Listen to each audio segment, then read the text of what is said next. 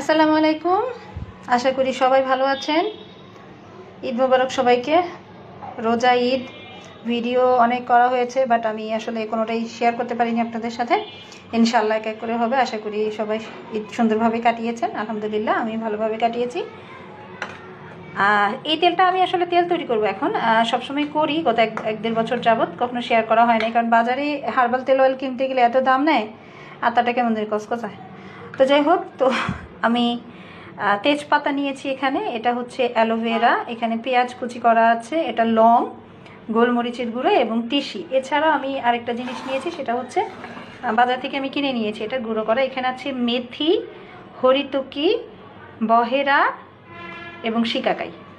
আমি আবার বলছি, মেথি, হরিতকি, বহেরা, শিকাকাই ও আমলকি আছে। আমলকি 5টা ইনগ্রিডিয়েন্টস আছে এখানে, গুঁড়ো করা যেটা 5টা। এখানে আমি 2 থেকে আড়াই চামচের মতো নিয়েছি। আপনাদের তেল অনুযায়ী আপনারা কমিয়ে বাড়িয়ে নিতে পারবেন। আমার তেল খুব বেশি না, যার কারণে আমি অত বেশি ইনগ্রিডিয়েন্টস নিইনি। এখানে আমি তেলটা নিয়েছি কোকোনাট অয়েল, আপনারা অলিভ অয়েল নিতে পারেন, খাঁটি সরিষা তেল যদি পান সেটাও আপনারা নিতে পারেন, আপনি আপনার ইচ্ছা মতো আর কি। এখানে আমি নারকেল তেলটাই নিয়েছি এবং এটা সম্ভবত হাঁস মার্কা নারকেল তেল, একটু পুরনো ব্র্যান্ড আমি নিয়েছি, ইচ্ছা করেই নিয়েছি। কেন জানি মনে হয় যে পুরনো ব্র্যান্ডগুলা একটু অবহেলিত।